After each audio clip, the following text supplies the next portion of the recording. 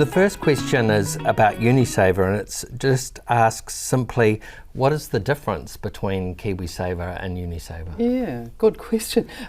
KiwiSaver itself is really good because you get extra money coming in from your employer and from the government. UniSaver is even better because you get even more money coming in from your employer, and that it's not a huge difference year by year, but over the years it's going to add up to quite a big difference. There is another point about UniSaver too, that there are two sections to it, and with one section you can get the money out when you leave the university, which is often before you turn 65, so there's more access to the money. Yeah. And someone's asked, is there a way of splitting contributions between those two sections that you mentioned to maximise the benefit of UniSaver? Yes, yeah. Now the ideal is that you put 3% into the UniSaver, what's it called? Locked section, which is actually, it operates very like KiwiSaver. The main difference is that you're getting more money coming in from the employer. But then there's the other section, the standard section, yes. And so the ideal, we reckon, is put 3% into the locked section, and then if you can manage it, put 2% into the other section, and then that way you've put 5% of your pay in total, and that gets you the maximum amount coming in from the employer of 6.75% of your pay, which is really nice bonus to get. And significantly more than the 3% from KiwiSaver. That's right, much more, yes. Yeah. So most staff who join UniSaver are already in a KiwiSaver scheme. Yes. And one member asks, along with my UniSaver account, I contribute regularly to my KiwiSaver account, which sits with a low-fee provider. Yeah. Is this a sensible strategy, or should I maintain just one account in order to maximise my retirement savings? Well, no, there's no real reason to consolidate it into one account. You can do fine having money going into KiwiSaver and UniSaver.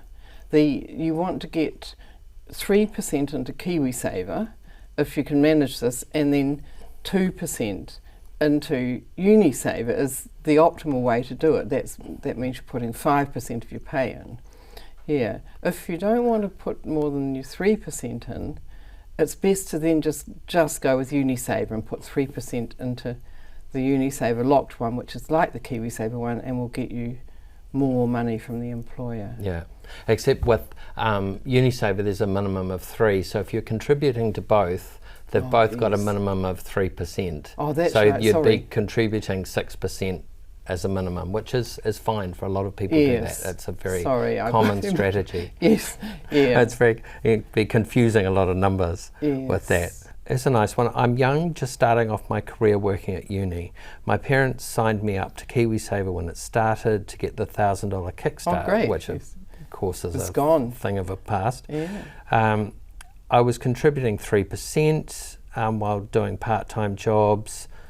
Now I'm contributing 10%. Now this person's at university. Should I also join UniSaver or just keep going with KiwiSaver? Well, first of all, congratulations. That person's doing really well. I mean, the parents gave them a good start, and putting in 10% is terrific. And just by the way, that's a great thing for young people to do when they first start out and they've got no dependents. I had a letter from someone who at 23 had bought his first home, because when he first started working, he said, when I was a student I could get by on not much money. I'm going to continue to get by on that, and save just about his whole paycheck.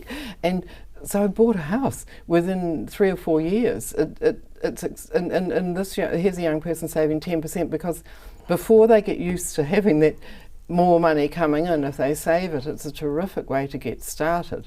But having said that, this person's not making the most of UniSaver, so they want to do what we were talking about earlier, reduce the amount going into KiwiSaver in order to get, ideally, it's 5 they need to put 5%. 5% of their own pay in, Yeah. because they'll get more coming in from the university than they would if they were in KiwiSaver. So put your 5 and then continue to put the other 5, because paying a total of 10, or she's paying a total of 10, put the other 5 into KiwiSaver, or either actually, yes. And of course if that person gets to the point of wanting to buy a house, they can make a first home withdrawal from UniSaver and from KiwiSaver. Yes. So they can access money from both those schemes towards a first home. So the rules are basically the same, aren't they, I think? Yeah, it's less $1,000. Yes, which is a case. hangover from the kickstart, the days of the $1,000 kickstart. So actually, if they are in uni and Kiwi, they'd probably have to leave $1,000 in each. But that's all right. You know, that's not a big deal because you've saved quite a few thousand to buy the home. Yeah. A few questions here asking for clarification on the UniSaver contributions. Yes. I think be worth just addressing.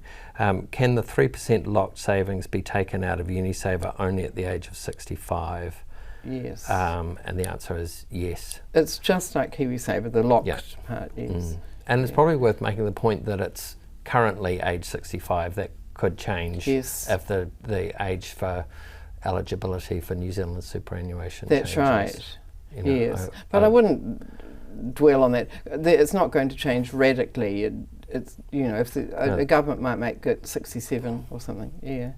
Yeah. But there would probably be a long lead-in period. Yes. So we've touched on UniSaver and KiwiSaver. What other investment options do you recommend? I don't think you need much else actually for most people.